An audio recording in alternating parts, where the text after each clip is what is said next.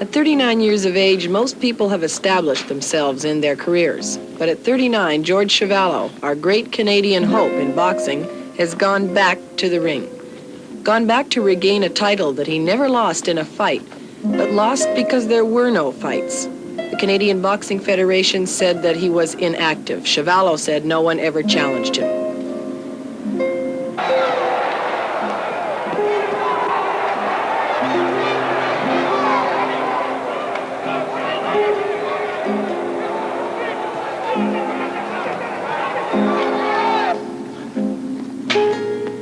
Chuvalo is running and punching and puffing and getting ready to stick out that scarred and puffy face that has been punched by the most celebrated fists in boxing, sticking it out to be punched once again.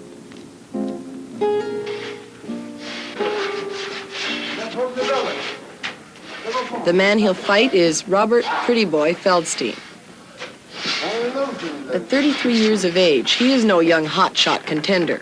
But nevertheless, for $5,000, he'll try to do what no man in 97 professional fights has been able to do. He will try to knock out George Chuvalo.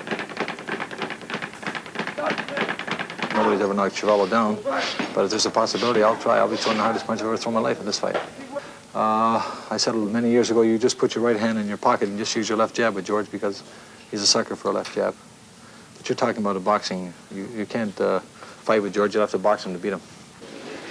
Chuvalo's motives in going for this fight are not clear. His lifelong manager, Irving Ungerman, would have nothing to do with this fight. Ungerman says that Chuvalo's too old to fight. Chuvalo points out, bitterly, that Ungerman would certainly have stuck around for a bout with a big-name contender, like in the old days. I'm going back in the ring at the age of 39 because I have a vendetta against the Canadian Boxing Federation. I feel I've been abused by the Canadian Boxing Federation because they've never really stood up on my behalf internationally, especially with the British Boxing Board. I'm only one of many Canadians who have held the Canadian title, who have never had a crack at the British Empire title, especially since, well, in the last 40 years, since the 30s, since Larry Gaines, who was the last Canadian to ever hold the British Empire title. None of us have ever had a crack at it since then. Earl Walls, James G. Parker, Bob Carew, myself, none of us have ever had a crack. And especially since all of us were ranked ahead of the British Empire champions in the world ratings. The Canadian Boxing Federation has never made a stand on our behalf. Now, internationally, they're pussycats, but domestically, they try to be tough guys. They have a meeting once a year, and they said, well, George Chuvalo hasn't defended the title for about a year or so. Forgetting the fact that nobody has ever challenged me. Nobody has wanted to fight me. Nobody's ever expressed a desire to get in the ring with me. And they took the title away, and this is something that's really irked me. And actually, I have to take that back. Bobby Feldstein did say he wanted to fight me about 6 months prior to them taking the title away. Nick Zubre wanted to put on the fight in Edmonton, which is the home of the Canadian Boxing Federation's president, Ron Hayter, which just shows how stupid it is. The fight was scheduled for about 6 months prior to them lifting my title from me, and it's just absurd when you think about it. How was Pretty Boy Feldstein as an opponent? When I think of Bobby Feldstein, he's the epitome of a guy wanting to survive. That's all he can think of in terms of this fight. He's trying to go 12 rounds and perhaps steal a decision some which way. But his only hope is to get out of there quick and get knocked out very cleanly and get out. Because otherwise, if he sticks around for a while, he's going to get hurt badly, I feel. I'm just going to annihilate him. He's the kind of guy I love to fight. He's the right height. He's a tall guy. He's taller than I am. He's a fairly heavy fella, but he doesn't move that well. He's the kind of fella I can maneuver. I can keep him on the ropes. I can keep him away from the center of the ring. And I can really make it my kind of fight. I can control Bobby Feldstein. So anytime you can control a man and make him fight your kind of fight, it's an easy fight. At 18, George was a professional boxer, knocking out 4 men one night. By 21, he was Canadian heavyweight champion. Always a top-ranked boxer, he was even ranked as #1 contender for the world title at one time. During Chuvalo's undisputed reign as Canadian champion, he was always in the big time, but never in the money. Chuvalo has fought all the great champions, Floyd Patterson, George Foreman, Muhammad Ali, but he's never won the world heavyweight crown. His endurance is legendary. He has dignified the act of taking endless physical punishment. Muhammad Ali said, "I don't know who was ever tougher on me physically than Granite Jaw George Chuvalo. He gave me 2 distance fights for a total of 27 rounds, took everything I had to dish out, and kept coming back for more. In fact, It's said that Ali seriously damaged his hands from punching Chuvalo's face. Today, when he slugs the 200-pound bag, you can still see the force and stamina that gave him his reputation.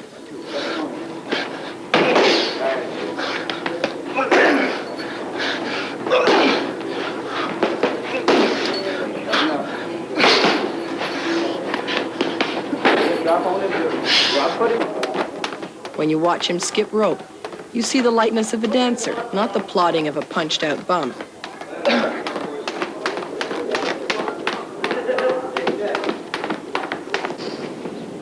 Nevertheless, at 39, a 5-mile run can be a lonely experience.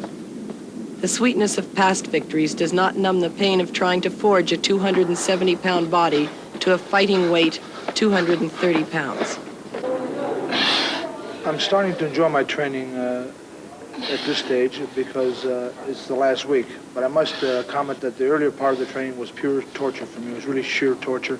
It was a lot of work, especially since I had about 35 or 40 pounds to lose, and I lost the bulk of that. And it's really been an arduous grind. But the last week I'm starting to enjoy because I know it's the last week, and I'm really starting to feel sharp, especially today. I felt very sharp. I started to feel very strong. I'm really starting to concentrate on the fight, and I really know what I have to do in the fight in order to win the fight handily.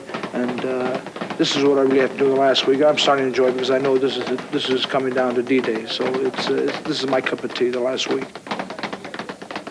Basically, training in terms of hitting the bag, skipping rope, all point to one thing: conditioning, stamina, endurance. And this is what I need primarily in this fight. As long as I have my stamina together, as long as I'm able to go at a good, fast, hard pace, this fight will be no problem for me at all. Chuvalo is a highly complex man. He's chronically late. People say of him that he is sensitive, stubborn, sentimental, and strong. He's gentle, clever, and soft-spoken. George Chuvalo knows that inside the ring, wearing only his trunks and bathed in light, he is a sex symbol, a 20th century gladiator, despite the fact that he's a little overweight. Clearly, he is an individual who cannot bear the manipulation of his destiny, particularly by people like Ron Hayter of the Canadian Boxing Federation, who wiped out his title with the bureaucratic strike of his pen.